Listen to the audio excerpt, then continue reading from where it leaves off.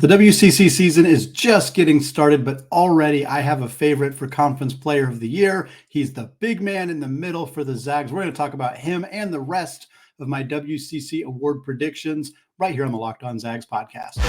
You are Locked On Zags, your daily podcast on the Gonzaga Bulldogs. Part of the Locked On Podcast Network. Your team every day.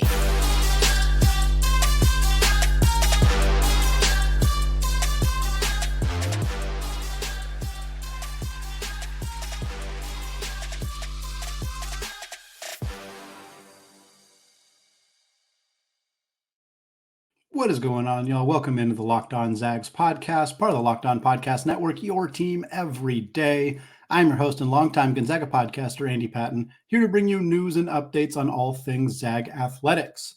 Today's episode of Locked On Zags is brought to you by LinkedIn Jobs. These days, every new potential hire can feel like a high-stakes wager for your small business. That's why LinkedIn Jobs helps you find the right people for your team faster, and they do it for free. So post your job for free at linkedin.com/lockedoncollege. Terms and conditions apply. Happy WCC Wednesday. We're going to go ahead and predict our end of the season awards. Yeah, it's too early to be doing that, but we've got enough season with the non-conference and a couple of conference games to give it at least the old college try here. We're also going to give an update around the WCC with all of the games that have happened so far to close out the show. Yeah, 2 conference games for most teams. A few teams have only played 1 conference game. So we're too early to really get a great sense of exactly how the WCC awards are going to shake out, but we're going to take our first shot here at trying to predict how this thing might shake out. And we're going to start with the Player of the Year. I teased it at the beginning. For those of you on YouTube, you probably already saw the graphic for the YouTube page, so you know we're talking about Graham Ike. And for me right now, he was not my preseason pick for Conference Player of the Year. I don't think he was most people's preseason pick for Conference Player of the Year, although I know myself, I know the Almanac, I know a handful of other places that do preseason predictions did have Graham Ike on the first team. Granted, for those who predicted an entire 10-player first team like the WCC does, it's not exactly a shock that Graham Ike would be on that list. But right now, in my opinion, Graham Ike will be the WCC Player of the Year. He's currently averaging 15.2 points per game, 8 rebounds. He's shooting 63.5% on 2-pointers. He's also shooting 36.5% from 3. It's a pretty small sample size there, but for a player who hasn't been much of a 3-point shooter prior to this point in his college career, it's very nice to see him be able to step out and knock those shots down. He's 6th in the conference in scoring, 4th in the conference in rebounding. So the numbers don't quite look like the clear-cut, obvious, this is the best player in the conference up to this point. But part of the reason I'm making this prediction is how I think he's going to do in conference play, and more importantly, how he has done recently. Graham Ike has been on an absolute tear in Gonzaga's last 4 games. In the last 4 games, here are his numbers from a points and rebounds perspective. 22 points and 11 rebounds against Jackson State, 20 points, 10 boards against San Diego State, and then the first 2 conference games, 20 and 7 against Pepperdine, 19 and 8 against San Diego. All told, averaging 20.3 points, 9 rebounds, shooting a skosh below 70% from the field. Those are monster numbers for Graham Ike. Drew Timme-esque performance in the sense of the 20 and 10, the super high levels of efficiency from him. He's not exactly the same player as Drew Timme. He's not quite as acrobatic around the rim, not quite as efficient, although he has been lately. He's more impactful on the defensive end of the floor than Drew, though. So there's kind of some trade-off that you get between Ike and Drew overall. But right now, the Player of the Year typically goes to a player on the best or the second best team in the conference. We'll talk a little bit more about how the standings are shaking out again very early in conference play, but that probably means the Player of the Year is coming from either Gonzaga or St. Mary's, unless a San Francisco clips St. Mary's and finishes second, or if the player has overwhelmingly good statistical performance like Brandon Pajemski last year, who was co-player of the year with Drew Timme. Nobody else really fits that bill. I am going to give you my projections for the all first team 10 players there that we're just going to kind of whip through very quickly. But ultimately, nobody is standing out in a way that would make them an obvious candidate over the best player on the best team. And Graham Ike right now looks like the best player on the best team. That's why I have a hard time imagining his production doesn't continue to increase or at least stay the same as we get into conference play. There are some good bigs in the conference. We'll talk about Jonathan Mobo at San Francisco here very momentarily. Santa Clara on Thursday is going to present some challenges with a couple 7-footers against Gonzaga. But ultimately, Graham Ike is playing like the best player on the best team, and there's little reason to expect that his performance won't continue to improve or at least stay the same as we get further and further into conference play. Newcomer of the Year is the other big award in the WCC, and if they don't give it to Graham Ike, if Graham Ike wins Player of the Year, in theory, he should also win Newcomer of the Year. That may be a possibility, but I'm going to give it to somebody else here because it's not really good analysis if we're just talking about the same player twice. So I'm going to talk about Jonathan Mobo at San Francisco. For those of you who have not watched a lot of San Francisco, haven't heard a lot about how he's doing, this is a tremendous addition for Chris Gerlofson and the Dons. 14.8 points, 10.6 rebounds. He's also averaging 3 assists, 1.9 steals, 1.1 blocks, and shooting 67% from the field. Monster stuff. Just his rankings in the WCC right now. He's 7th in scoring. He's 1st in rebounds. He's tied for 8th in assists. He's 1st in steals. He's tied for 3rd in blocks. That is a just all-around dominant force on the block for the Dons. Transfer from Missouri State. He had 30 points on 10 of 13 shooting against Pacific. The only reason they even beat the Tigers earlier last week, we'll talk more about that game later, but Newcomer of the Year to me is Jonathan Mobo, if we're not going to give that award to Graham Ike. Mobo is also a very strong candidate. In fact, probably the leading candidate statistically for Defensive Player of the Year. But if we're not doubling up on awards, if Ike is your Player of the Year, if Mobo is your Newcomer of the Year, then I think it's about dang time that Anton Watson won Defensive Player of the Year in the WCC. Again, Mobo's a strong candidate here. Mitchell Saxon is a strong candidate from St. Mary's. But Watson right now, 6th in rebounds, 6th in steals, 3rd in defensive box plus minus. He's long deserved accolades for his defensive ability. The WCC has spurned him in the past. We've talked a lot about him not being an all-WCC performer last year, which was borderline criminal. In this situation, he should absolutely be an all-WCC first-teamer, but he should also take home some legitimate hardware as the Defensive Player of the Year. 6th Man of the Year, we're sticking with Gonzaga. I don't know that they're going to necessarily win all of these awards, but I didn't find a candidate who was stronger in my mind than Ben Gregg for 6th Man of the Year. Some of you are probably thinking, what about Dominick Harris? Dominick Harris has started the last 5 games for LMU. I don't think he is going to be a 6th man candidate. I think he's going to start the rest of the way for the Lions, in which case he's not going to qualify. That is a similar situation with Malik Thomas at San Francisco. He's been one of their best players recently, and he started the last 4 games for them. Again, statistically, he's a little bit better than Ben. I think he'd be the award winner if he continued to perform at this level off the bench, but he's been starting for them lately, so I don't think that's going to be the case. Gregg averaging 8 points, 5 boards, 1.2 steals, shooting 67.5% on 2s and 36% from 3. Honorable mention here goes to Tyree Bryan from Santa Clara, who's averaging about 9 points and 3 boards and shooting 41% from 3.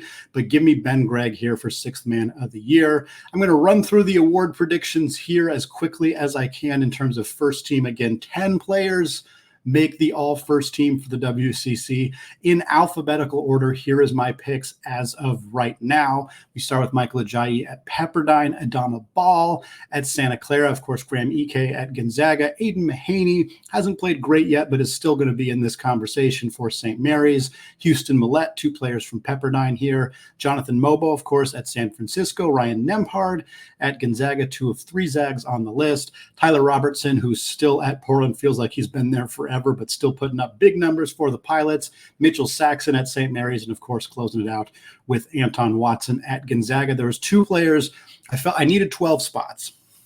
I felt like 12 was the number that deserved to be on the first team. So a couple guys who got left off onto the second team. Again, alphabetically, we got Dominick Harris from LMU, of course, Gonzaga transfer. Carlos Marshall was one of the players I really felt deserved to be on the first team from Santa Clara. Wayne McKinney III at San Diego, and then also his backcourt teammate, Deuce Turner at San Diego. Turner's the other player I thought really deserves to be on that first team, might end up sneaking his way in there. And then Marcus Williams at San Francisco to close out the second team. That leaves my honorable mentions. I'm not sure exactly how many honorable mentions they typically have, but I picked 5 here. Tyler Harris from Portland, Nolan Hickman from Gonzaga, Joshua Jefferson at St. Mary's, Keely Leo Pepe at LMU, and then Augustus Marcelonis at St. Mary's. Final awards here are the all-freshman team.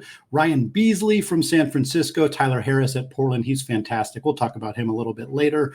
Braden Huff from Gonzaga. I don't know if they count redshirt freshmen. I couldn't find anything indicating yes or no. If Braden Huff does not count, give this last spot to Jimmy Oladukin from San Diego. Final 2 spots, Kevin Patton, also at San Diego. And then, of course, our guy Dusty Stromer at Gonzaga.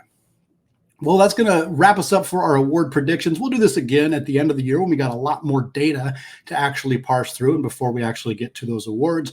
But right now I want to talk about St. Mary's and San Francisco. They both came this close, legitimately a Dominick Harris shoelace away from dropping must-win games in the first week of the season. We're going to talk about that and more coming up after a word from today's sponsor, LinkedIn Jobs. At the start of the new year, every small business owner is asking themselves the same question. What's the one move that I can make that'll take my business to the next level in 2024? And LinkedIn Jobs knows that your success all depends on the team you surround yourself with. That's why they've created the tools to help you find the right professionals for your team faster, and they do it for free. LinkedIn is not just another job board. They have a vast network of more than 1 billion professionals, making hiring insanely easy when you have that many quality candidates to choose from. It's so easy, in fact, that 86% of small businesses get a qualified candidate within 24 hours. We have big plans for growing the show in 2024, and we know that hiring the right team member can help you do just that. And that's why small businesses rate LinkedIn Jobs #1 in delivering quality hires versus the leading competitors. LinkedIn also knows that small businesses are wearing so many hats, and they may not have the time or the resources to dedicate to hiring. Thankfully, with LinkedIn, the process is intuitive, it is quick, and it is easy.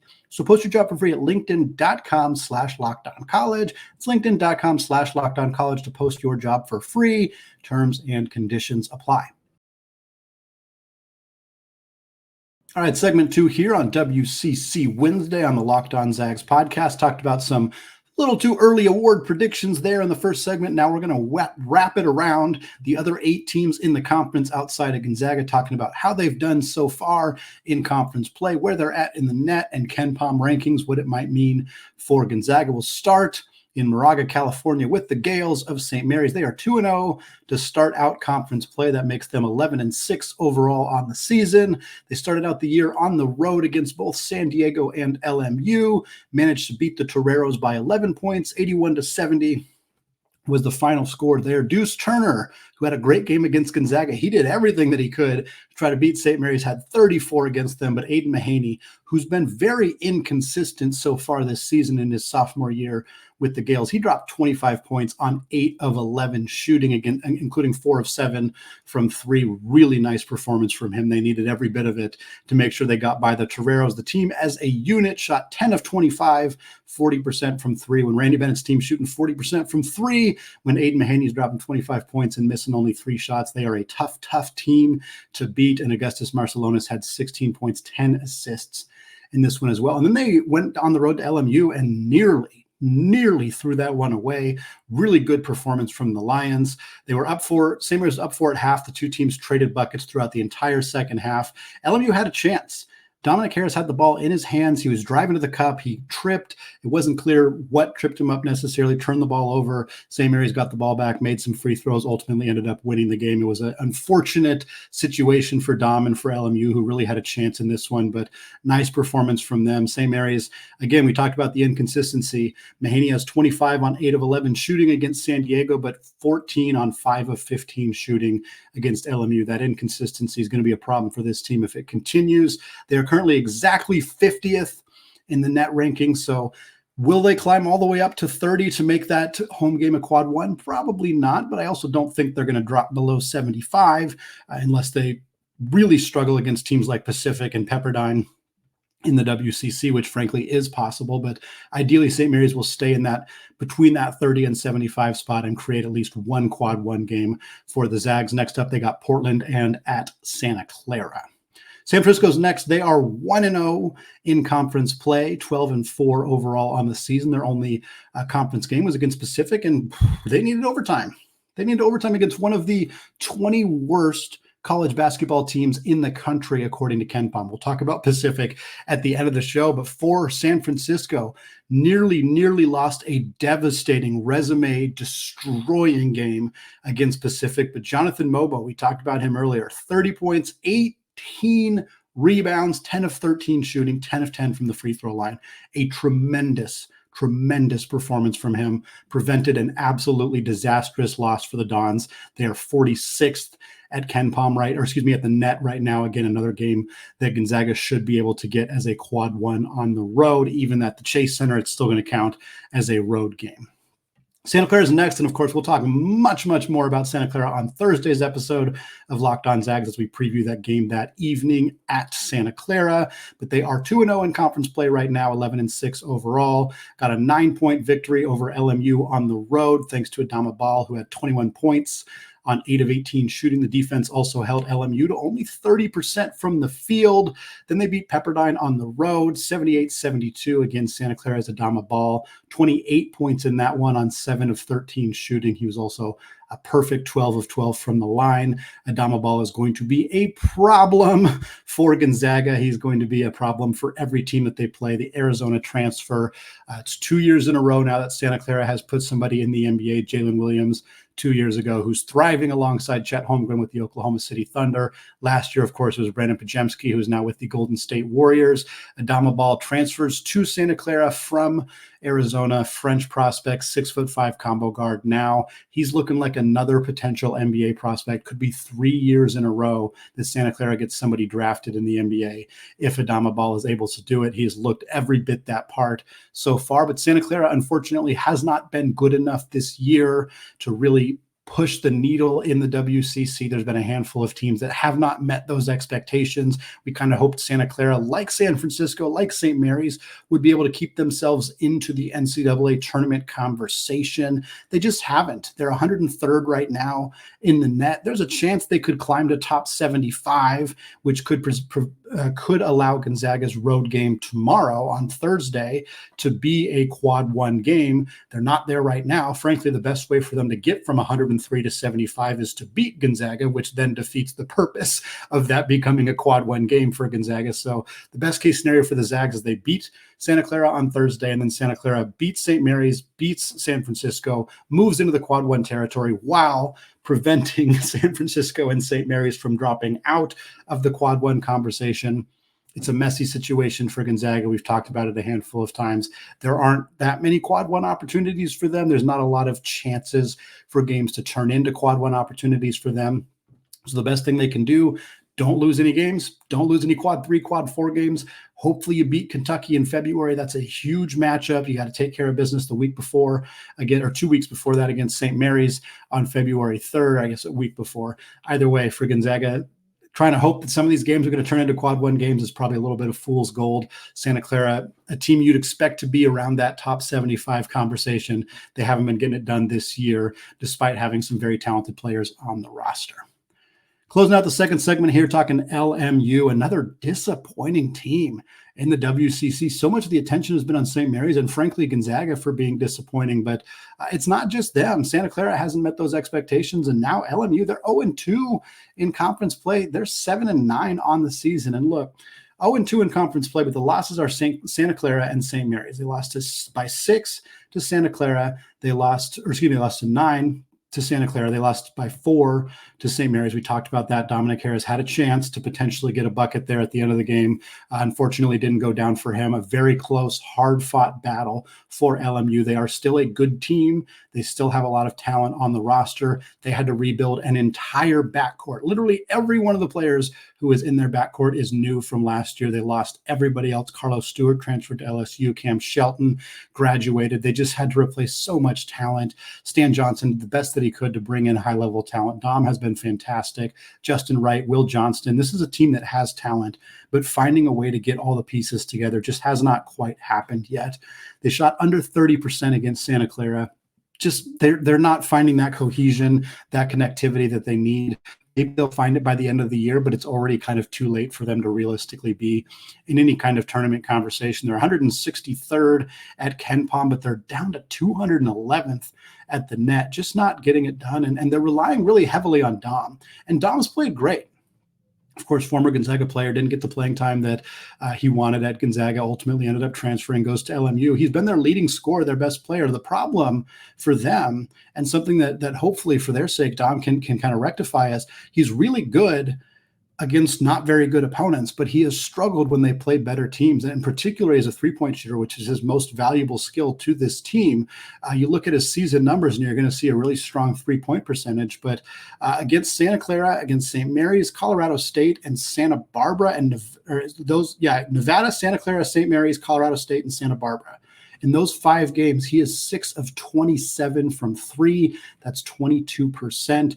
The rest of the season, he is 33 for 70, which is really good, 47% against the rest of the teams that they've played. Again, the only team out of that group that is in the top 100 at KenPom is UNLV, and they are 98. So if Dom can start knocking down outside shots, being a bit of a better player for them, and they're relying on him more than I think they expected to. And shout out to Dom for being able to handle taking on a much bigger role and being a productive player for them, but not getting it done against the best teams. And that's part of the reason that LMU is not at that level that they expected to be coming into the season.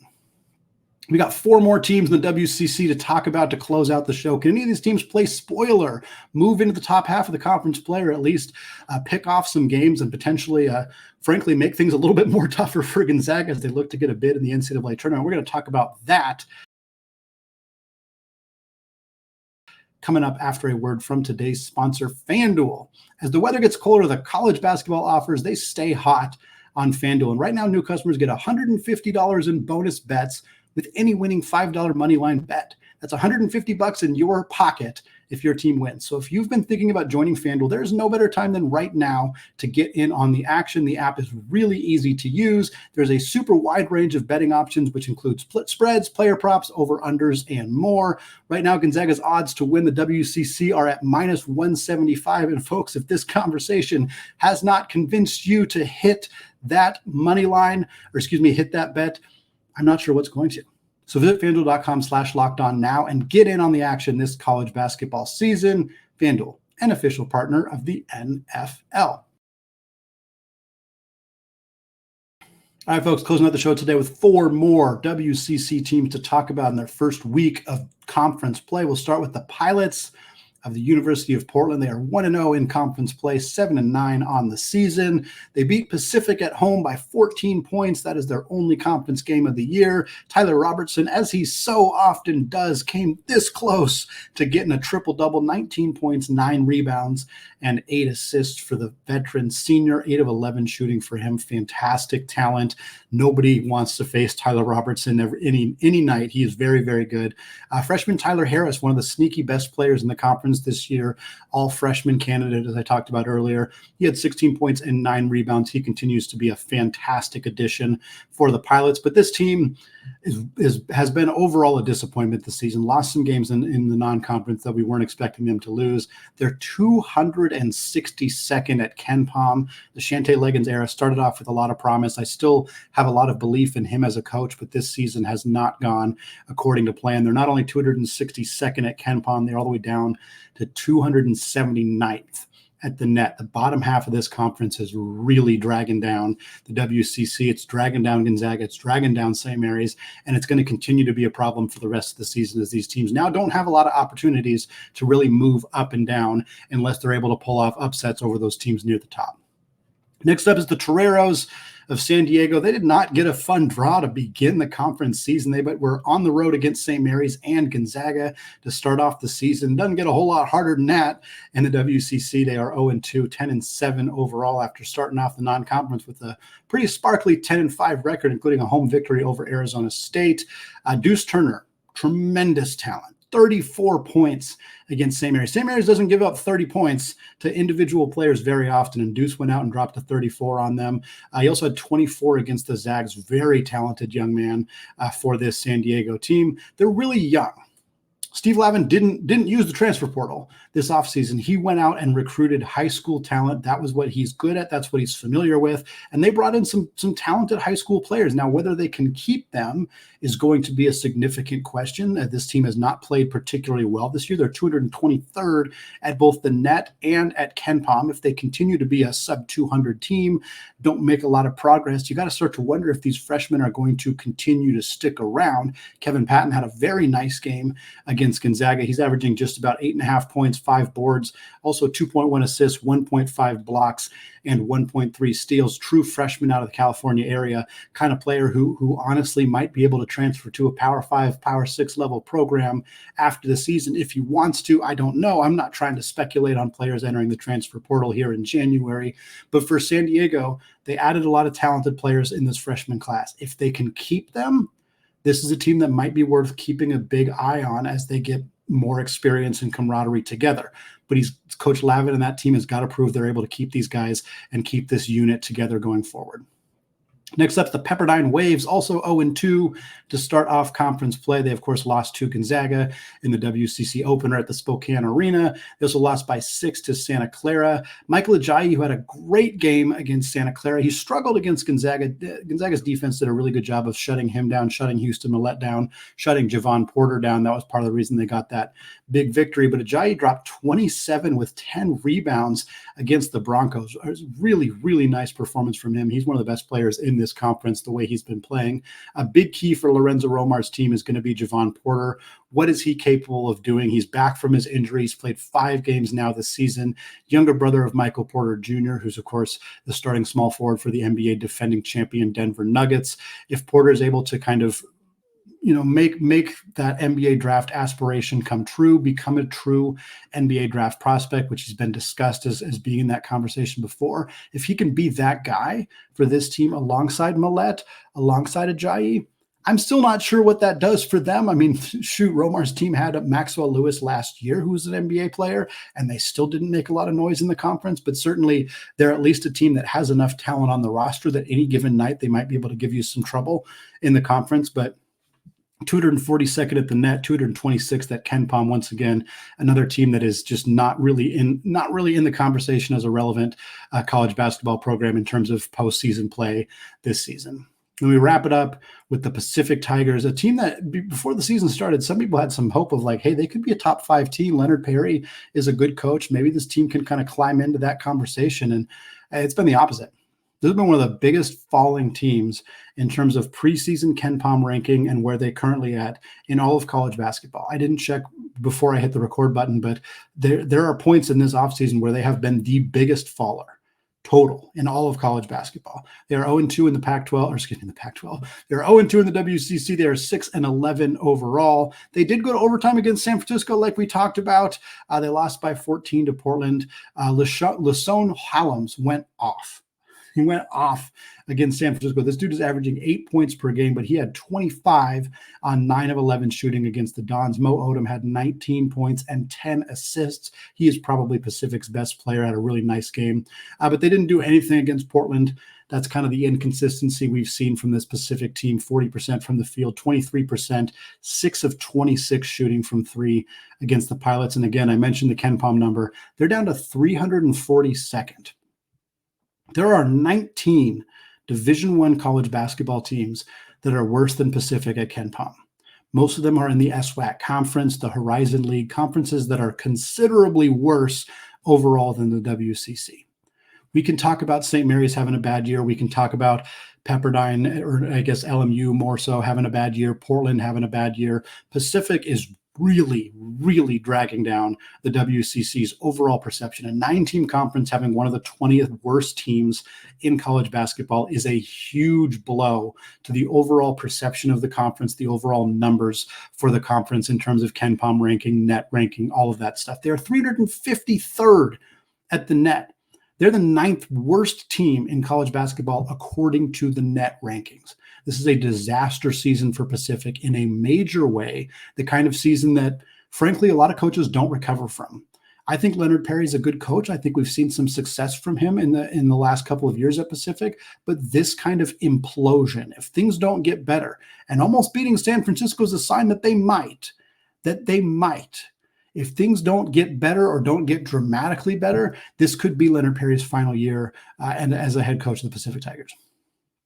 Going to wrap us up for today here on the Locked On Zags podcast. We're going to continue to try to give some updates around the WCC, what's going on in conference play, what it means for Gonzaga. We'll do some more award predictions as well as we get closer to the end of the college basketball season. I want to thank all of you for making the show your first listen or your first watch of the day. Reminder, you can join us on our Discord channel. We got a WCC channel just dedicated to talking about the conference, so you can join us there. We're also talking about women's basketball, Zags, and the NBA, of course, keeping you up to date on this current Zag program as well. It is free to join. There is a link in your show notes. We're just about at 300 folks, so I'd love to have you joining us there. Thanks again for listening. We'll be back on Thursday with a better preview of that Santa Clara game coming for the Zags on Thursday evening at Santa Clara. Until then, as always, go Zags.